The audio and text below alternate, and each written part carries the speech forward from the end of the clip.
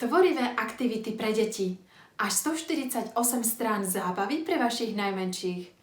Táto publikácia je určená pre 3- až 4-ročné deti, ale určite ho v rámci opakovania už nadobudnutých poznatkov využijú aj staršie deti.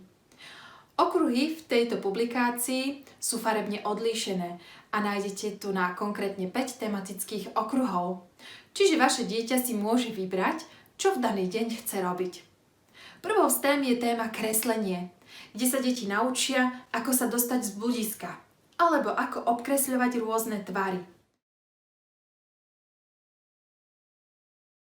Pri téme počítanie sa naučia a oboznámia s pojmami viac, menej a rovnako aj s témou postupnosť.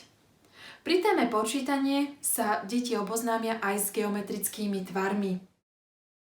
V téme poznávanie si zase zopakujú pravidlá slušného správania. Pri tejto téme nájdeme aj veľmi zaujímavú tému, ktorá sa volá zdroj vody. V súčasnosti trávime viac času v prírode a preto si túto tému môžeme potom vyskúšať aj prakticky hľadaním vody v prírode.